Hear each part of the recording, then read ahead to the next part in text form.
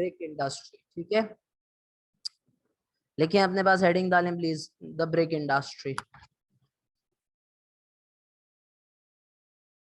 Brick industry, लेकिन अपने पास brick industry. ठीक है, सबसे पहली चीज इसके अंदर मैं बार बार एक टर्म यूज करूंगा, ब्रिकलिन। ब्रिकलिन,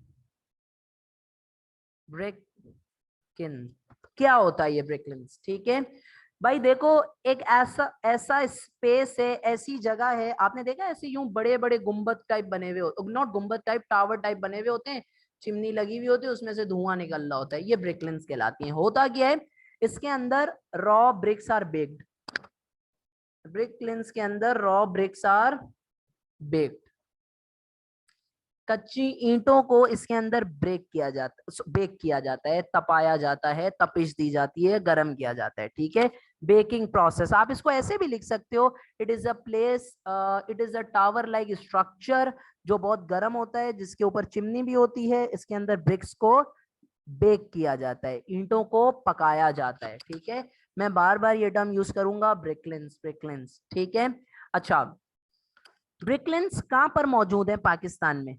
कराची?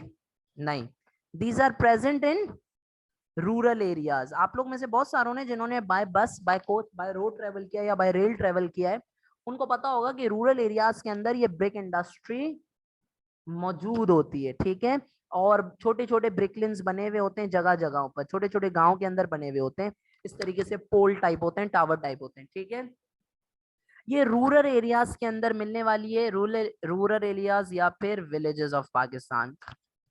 खास तौर पे दो प्रोविंसेस जहां पर ये बहुत ज्यादा है, that is Sindh and Punjab. गांव देहातों में बेचारों को नौकरी मिलती है। ठीक है, सो ये ब्रिक इंडस्ट्री जो हमारी है, ठीक है, it is a small scale industry, ये इतने बड़े पैमाने पे काम नहीं होता, it is a small scale industry. ठीक है, और गांव में रहने वाले लोगों के लिए it is a source of employment. Does that make sense? Okay, now अगली चीज, पाकिस्तान का एक रीसेंट को भी टाइम हो गया, 3-4 साल हो गए, एक सर्वे किया गया था। उस सर्वे में हमें यह बताया गया था कि पाकिस्तान के अंदर अप्रोक्सीमेटली, पाकिस्तान के अंदर अप्रोक्सीमेटली 6000 वर्किंग ब्रिकलिन्स हैं। ठीक है, जो चल रही हैं, जहां पर ईंटें बनाई जा रही हैं, और इस वजह से ब्रिकलिन्स का जो जीडीपी में शेयर आता है, that is about 1.5%। They contribute 1.5% contribution है टू जीडीपी। कितना कंट्रीब्यूशन है? 1.5%। ठीक है, अच्छा, ब्रिकलिन्स के अंदर जो लोगों को एम्प्लॉयमेंट मिलती है, दैट इज सीजनल। क्यों seasonal? Because there is no work in the rain season. Rainy season के अंदर ब्रिकलिन्स काम नहीं करते, लोगों को रेनी सीजन्स के अंदर नौकरी नहीं मिलती है, यानी साल के 365 दिन में से तकरीबन आप समझ लें 8 महीना वर्क होता है, 8 month is working and 4 month is आराम। समझ में आ गई बात? So it gives seasonal employment. ठीक है, अच्छा, अब मेन चीज के ऊपर आ जाते हैं, ये इंडस्ट्री काम कैसे करती है, व्हाट आर द प्रोसेसेस, या फिर दूसरी जबान में हाउ आर ब्रिक्स मेड, ईंटें कैसे बनाई जाती हैं। आपने तो घरों में रेनोवेशन के वक्त इस्तेमाल होती हैं, लेकिन अनफॉर्चुनेटली हम इसके ऊपर फोकस नहीं करते कि ये जो चीज हम इस्तेमाल कर रहे हैं ये हमारे पास आई कैसे। सो तो आज मैं आपके सामने मौजूद हूँ आपकी खिदमत में ये बताने के लिए कि ये कैसे बनाई जाती हैं। ठीक है, सबसे पहले रॉ मटेरियल्स।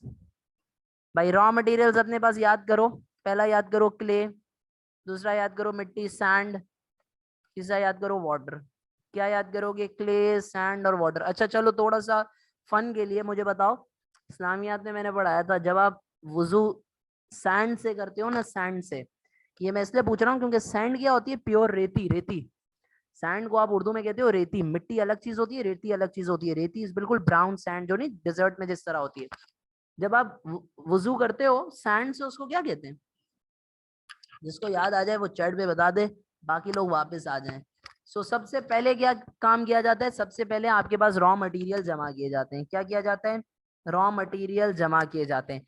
उसके बाद इनको मिलाकर इनका एक सॉर्ट ऑफ पेस्ट बनाया जाता है। इनका बेटा क्या बनाया जाता है? इनका सॉर्ट ऑफ एक पेस्ट बनाया जाता है और उसको सांचों में डाला जाता है, मोल्ड्स के अंदर। उसको किस में डाला जाता है? इस तरीके के सांचों के अंदर इस पेस्ट को डाला जाता है। ठीक है, इन सांचों के अंदर बेटा इस पेस्ट को डाला जाता है ताकि ब्रिक की शक्ल उस सांचे जैसी हो जाए, उस मोल्ड जैसी हो जाए जो आपका कंटेनर होता है। ठीक है, अच्छा, उसके बाद इन मोल्ड्स को कहां पर ले जाया जाता है? They are put into brick kilns. और पता है कितना टेम्परेचर होता है? ओनली ओनली 900 डिग्री सेंटीग्रेड, सिर्फ और सिर्फ 900 डिग्री। आपका 40 डिग्री में हालत बुरी हो जाती है, अब आप सोचें ब्रिक्स के साथ क्या होता होगा। Does that make sense? तो 900 डिग्री के ऊपर इसको बर्न किया जाता है, 900 डिग्री के ऊपर। सवाल यहाँ पर आप लोगों को अपने जहनों में ये पूछना चाहिए कि सर इतना ईंधन पैदा करने के लिए, इतनी गर्माइश पैदा करने के लिए क्या इस्तेमाल किया जाता होगा? मुझे बताएं किस चीज को जलाया जाता होगा? फ्यूल इज कोल। कोयले से इतनी आपके पास जो है ना वो हीट आती है। Does that make sense? अच्छा, ये कौन सा कोयला होता है? जो लोकली अवेलेबल हो। ठीक है, सिंध के अंदर सोंडा है, झुमपीर है, यहाँ से कोयला लेकर गांव देहात में लोग जो है ना वो उसको ब्रिकलिन्स में इस्तेमाल करते हैं, जलाते हैं। Does that make sense? और फिर आपके जो बेकिंग जब हो जाती है तो आपका जो ईंटें होती हैं उनको सांचों के साथ बाहर निकाला जाता है, इन मोल्ड्स को। They are, after all of this, they are taken out. ठीक है, और उनको छोड़ दिया जाता है एंड लेफ्ट फॉर सूखने के लिए, ठंडे होने के लिए, left for drawing. Does that make sense? जब आपकी ड्राइंग हो जाती है, जब आपकी ब्रिक्स बिल्कुल ड्राई हो जाती हैं, उसके बाद उसके पाइल्स बनाए जाते हैं। ठीक है, क्या बनाए जाते हैं? उसके पाइल्स बनाए जाते हैं।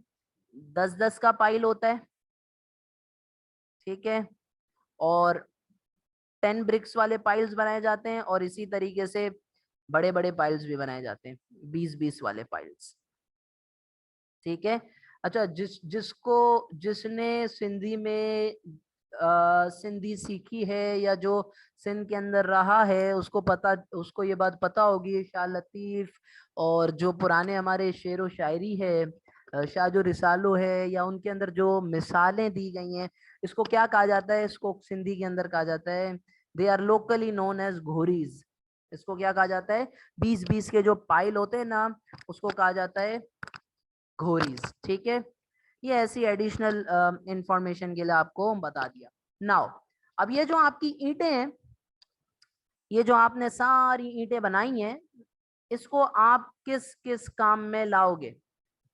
एक दूसरे को मारोगे, लेकिन वो हम लिख नहीं सकते। ठीक है, या मुझे दे मारोगे कि जान ही नहीं छोड़ता, इतना पढ़ाता है। ठीक है, लेकिन इसके अलावा किस लिए काम होती है? इसके अलावा आपका जो ब्रिक्स होती हैं उसका जो मेन यूज है, दैट इज बेटा क्या? कंस्ट्रक्शन। ठीक है, इसके अलावा इम्बार्कमेंट्स बनाना है, दरियाओं के आसपास जो आप ईंटें लगा देते हो। ठीक है, वाटर रिसोर्स वाली स्लाइड्स में भी मौजूद है इम्बार्कमेंट्स क्या होती हैं। ठीक है, इसी तरीके से कैनाल की लाइनिंग है। कैनाल की लाइनिंग में आपके पास ब्रिक्स का बहुत बड़ा जो है ना वो रोल है, सो ऑन सो फोर्थ। ठीक है, are we clear on this? अच्छा, अब मैं आपसे जनरल नॉलेज करूं कि कुछ क्वेश्चंस पूछूंगा, आप लोग मुझे बताएंगे उसके आंसर्स, फिर ही मैं लिख के यहाँ पर वो बातें लिखूंगा। मुझे बताएं, ब्रिक लिंस के अंदर कैपिटल ज्यादा इस्तेमाल हो रहा है या लेबर? ये मैंने कल सिखाया था, कैपिटल इंटेंसिव और लेबर इंटेंसिव क्या होती है। जल्दी टाइप करके बताएं। Is it labour? यार क्या हो गया मारिया, ये कौन सा कैपिटल है यार? कहाँ का कैपिटल आ गया? काम करने वाले मशीनें काम करेंगी, मशीनें निकालती हैं ब्रिक्स, लेबर निकालती है। ठीक है, यस अभिजीत आप बिल्कुल सही कह रहे हैं। लेबर, ठीक है। So it is a labour intensive industry. ये कौन सी इंडस्ट्री है? ये लेबर इंटेंसिव है। काम करने वाले जो लोग होंगे वो लेबर जो होगा आपका वो काम करेगा। मर्द, खवातीन, छोटे छोटे बच्चे भी इसके अंदर बेचारे जो है ना वो काम करते हैं, ठीक है। Does that make sense? Are we clear on this? अच्छा, वैसे इसकी है ना पूरी एक एंथ्रोपोलॉजिकल स्टडी होनी चाहिए। अगर आप में से कभी कोई वो हो ना, क्या नाम है, इंटरेस्टेड हो और कोई सोशल साइंसेस की तरफ आना चाहे, तो वो इसके अंदर एक एंथ्रोपोलॉजिकल स्टडी करता है। आपको पता है कैसे? मैं 1 मिनट आपके लूंगा इस चीज के ऊपर आपको बताने के लिए। देखो, ये जो बिग पूरी, मैं इसको थोड़ा सा ऊपर कर दूं, ये जो पूरा मैंने प्रोसेस आपको समझाया ना, इसके अंदर जो बंदा यहाँ पर काम करेगा ना, मोल्ड वगैरह बनाएगा, मोल्ड के लिए तैयार करेगा, जो बंदा यहाँ पर काम करेगा उसको कहा जाता है पठेराज। पठेरे होते हैं ये, पठेरे, ठीक है। ये मैं आपको सिर्फ बता रहा हूं कि किस तरीके से जो है ना वो वर्क डिवीजन ऑफ लेबर है। जिसने बिजनेस पढ़ा उसके बाद पता होगी डिवीजन ऑफ लेबर किस तरीके से अलग अलग ग्रुप अलग अलग काम करते हैं, ठीक है। अब इसी तरीके से देखो, ये पूरी जो आपने, एक बंदे ने इसको पूरा सांचों में डाल दिया। अब ये मोल्ड्स कहां पर जाते हैं? ब्रिकलिंस। जो बंदा ब्रिकलिंस तक इन मोल्ड्स को पहुंचाएगा, ठीक है, भरई वाला कहते हैं उसको। अब इसके ऊपर ना एक एंथ्रोपोलॉजिकल स्टडी होनी चाहिए। पता है कैसे? ये जो इनमें इनमें सुपीरियोरिटी और इंफीरियोरिटी का बड़ा कॉन्सेप्ट होता है कि ये इससे ताल्लुक है, ये इससे ताल्लुक है। Does that make sense? इसी तरह जो ईंधन डालता है ना, जो कोयला डालता है, जो बंदा फ्यूल जलाता है, कोयला डालता है, ठीक है, उसको जलई वाला कहते हैं। ये सब देसी जबान के अल्फाज हैं, ठीक है, जो इस इंडस्ट्री के अंदर इस्तेमाल किए जाते हैं। Anyhow, I guess this is, मैंने आपको बहुत सैर करा दी ब्रेक इंडस्ट्री की, and this is more than enough for us. अच्छा, थोड़ी सी 2 मिनट की और मैं ब्रेक इंडस्ट्री के ऊपर इस चीज पे बात करना चाहता हूं कि आपकी जो ब्रेक इंडस्ट्री है, क्या ये बिल्कुल साउंड है, क्या ये बिल्कुल अच्छी है, या इसके कुछ नेगेटिव इम्पैक्ट्स भी हैं? आपकी जो ब्रेक इंडस्ट्री होती है इसके कुछ सीरियस नेगेटिव इम्पैक्ट्स भी हैं आपके एनवायरनमेंट के ऊपर।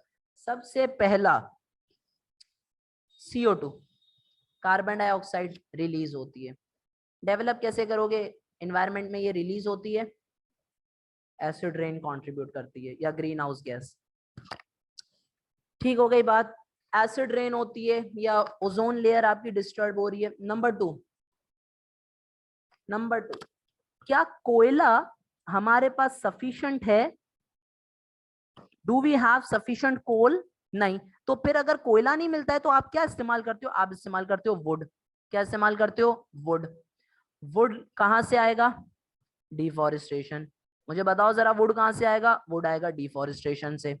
Does that make sense? Are we clear on this? Number 3, जहां पर आप ब्रिकलिन इंडस्ट्री बनाओगे, क्या वो लैंड एग्रीकल्चर के लिए इस्तेमाल होगी? नहीं हो पाएगी। Land not available for agriculture. आपकी जमीन एग्रीकल्चर के लिए बचेगी नहीं। नंबर 4, बेटा जो बेचारे जाहिल लोग होते हैं, जो काम करने वाले होते हैं ना, वो पढ़े लिखे नहीं होते, दे आर अनपढ़। वो पता है क्या करते हैं? वो सारा जो अपना वेस्ट होता है ना, वो सीधा कहां पर डंप करते हैं? पानी के अंदर। दे डंप इट इनटू वाटर। और जब पानी के अंदर डंप होगा तो बेटा कौन सुसाइड कर लेगा? फिशेस। कौन सुसाइड कर लेगा? फिशेस। मरीन लाइफ आपकी हार्म हो जाती है। Does that make sense? Are we clear on this? अब इन नेगेटिव इम्पैक्ट्स को सुधारने के लिए आप क्या क्या कर सकते हो? प्रॉपर आप चिमनीज बनाओ। चिमनीज के ऊपर है ना, चिमनीज के ऊपर यहां पर आप फिल्टर लगा दो। चिमनीज के ऊपर क्या लगा दो? फिल्टर लगा दो, ताकि गैस फिल्टर आउट होके इन्वायरमेंट में जाए, ठीक है। इसी तरीके से जो आपका कोल है, ऐसा कोल इस्तेमाल करो जिसमें आपका जो एमिशन ऑफ CO2 है, रिलीज होती है जो आपकी CO2, वो कम से कम हो। लोगों को सिखाया जाना चाहिए कि भाई खुद भी मास्क पहनो, और जो डंप वेस्ट है उसको प्रॉपर तरीके से डिस्पोज करो, पानी में नहीं डालो। आपको पता है ये बड़ी दुख की बात है, हम तो ये बहुत ही पेनफुल चीज है कि हम तो ब्रिक्स के मजे ले लेते हैं ना, हमारे को तो मकान बनाना है, घर बनाना है, फ्लैट्स बनाने हैं, लेकिन जो बेचारे ब्रिक इंडस्ट्री के अंदर काम करते हैं ना, उनको सीरियस एस्थमा, एस्फिक्सिया और लंग कैंसर होता है। या ये बिल्कुल वैसा ही है जो कोल माइनिंग के अंदर काम करते हैं, उनको बेचारों को ये तकलीफ होती है। Does that make sense? Are we clear on this? तो ये हमारा, मैंने आपको ओवरव्यू दिया ब्रिक इंडस्ट्री का कि हमारी जो ब्रिक इंडस्ट्री है वो किस तरीके से काम करती है। अगर यहां तक किसी को कोई क्वेश्चन है तो प्लीज आप पूछ लें। If you guys have any question so far, पूछ लें। Do ask if you have any question so far. अगर आप में यहां तक किसी को कोई क्वेश्चन है तो प्लीज पूछ लें। नहीं है, बात क्लियर हो गई है? Okay, perfect. चलें इसको, just a second, let me check the time, पहले क्या हो रहा है।